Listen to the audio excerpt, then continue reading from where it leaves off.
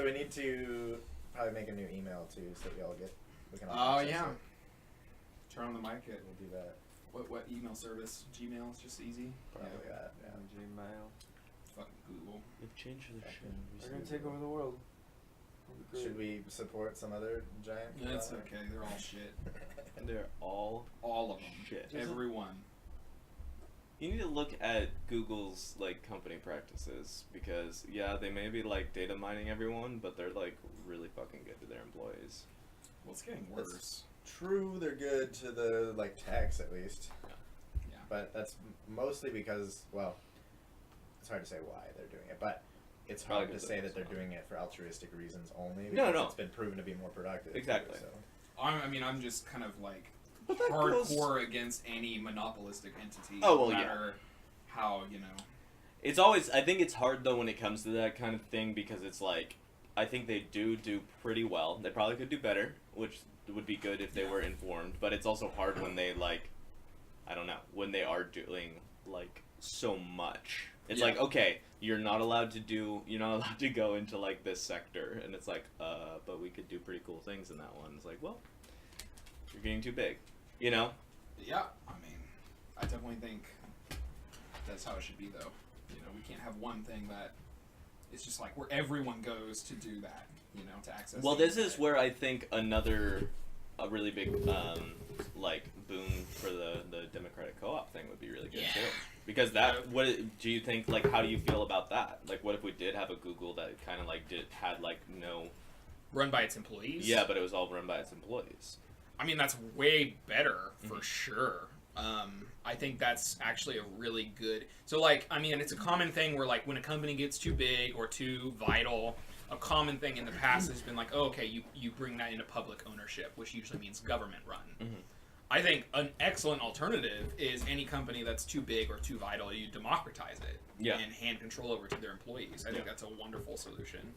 I think they'd run it significantly more morally. But then that's still the question of, like, is there still a size Well, limit? that's why I was wondering, Yeah, like, do you think size that limit. those... So I guess, like, that kind of gets down to the root of, like, why is there a size limit? Because, yeah, I think that it all, like, intuitively kind of makes a lot of sense to be, like, yeah, obviously you can't run everything, because then basically you're, like, a monarchy. Well, so are we anyways. just asking what's the problem with monopolies? I mean, yeah, yeah. Or is there any, like, remedy to that? Is there any, Right. like, remedy to, like, what is it that actually makes a monopoly? Because, yeah. Well, I mean, generally it's they find some kind of way to crush all the local competition, and then once they've consolidated the market, then they exercise their sole authority over that market to just hardcore jack shit up. Totally. They actively attack any competitors that come up that will challenge them with their resources. So it's kind of like they that pass same... laws to make things easier for them. It's like the same idea as, like, the reason why we don't have monopolies is because, like, history has shown that when monopolies occur, they, like, negatively impact so many things. Oh, yeah, and then especially, the worst part is labor. I mean, that's actually one of the things I wanted to talk about is I have stuff on Amazon. So, you know what, fuck it, let's just fucking... What's what I was thinking about? Let's do this thing. Okay, so we got Amazon. So, Bernie Sanders just proposed a new bill, and he's attacking Amazon, like, every day right now. Okay. It's called the Bezos Act. So, essentially, what it would do is make it... So, like, most of Amazon employees make so little that they have to get public welfare assistance. So, things like food stamps, all that stuff. Holy shit, that's insane. And so, Bernie Sanders is saying, okay, we have the single most profitable company in America. Yeah, right. The richest person in the world. And we're essentially subsidizing this company with that's public taxes so that they can pay their workers a starvation wage. Yeah. And so what his bill says is for every dollar of public assistance that your employees receive, you will be taxed an equivalent amount directly to the government. I like that. So just dollar for dollar. Yeah, I like that. Yeah. I mean, that's a really good way of, I think, also, like, getting to that kind of, like, universal wage, too.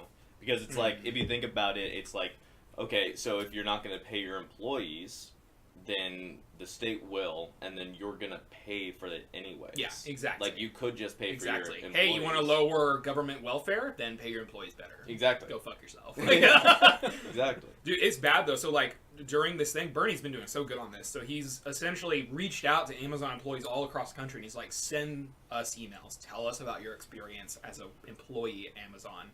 And it's crazy. I mean, so there's shit like they have like little watches on you, and they track every move, like every second, whether you're going to the right place to pick up a package, how much time you're spending doing all these different things. Yeah. People are so afraid of going to the bathroom because so anytime you interact with another employee or go to the bathroom, any of that, they call that idleness or idle time.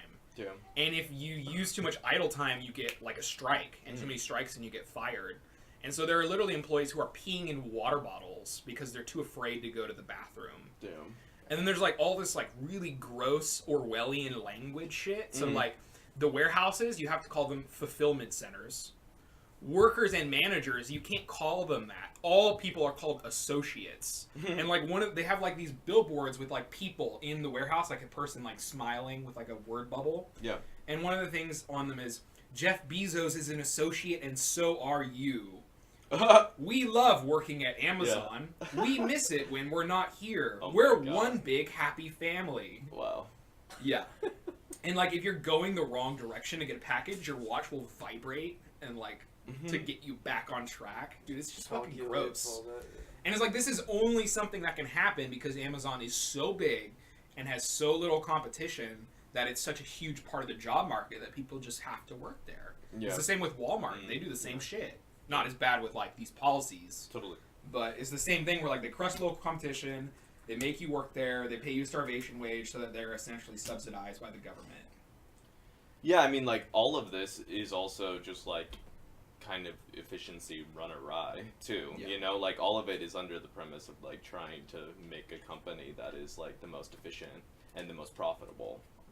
But what it does is obviously destroy like any human rights. See, and that's part of the thing with like where the democratic cooperative I think would fix that problem. It wouldn't necessarily fix the size problem. You'd still have an issue with competition, I think. Right. But at least with that, it's like your workers aren't going to exploit that position to make it horrible for their coworkers. They're going to vote to use the resources of that company that would benefit all of them. Which is better for the society because those are also your consumers and your citizens, etc.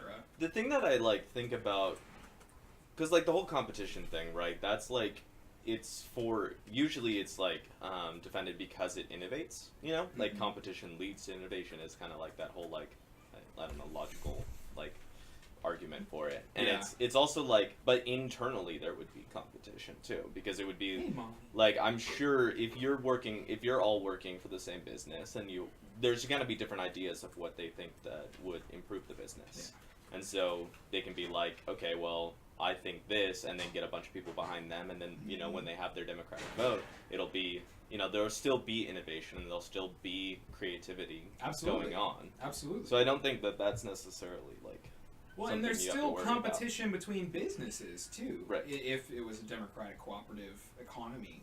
But it just would be not so high on the list that everything else is irrelevant. Exactly. Which is what we have now. It's kind of like this extremist, like, we will sacrifice anything for profit and productivity. Exactly. Our employees, the environment, the overall economy itself, democratic institutions, everything is, Well, and you wonder what it is that, like, they actually, like, what is it they actually value, too, at the end of the day? Because they're so, like, they're not... Profits, baby. I know. Profits. Well, but wouldn't that, I mean, in that idea, it's like, that would benefit the economy. They wouldn't be sacrificing the economy, right? Only based off of the prerequisite that wealth is circling back into the economy and benefiting everyone. Right.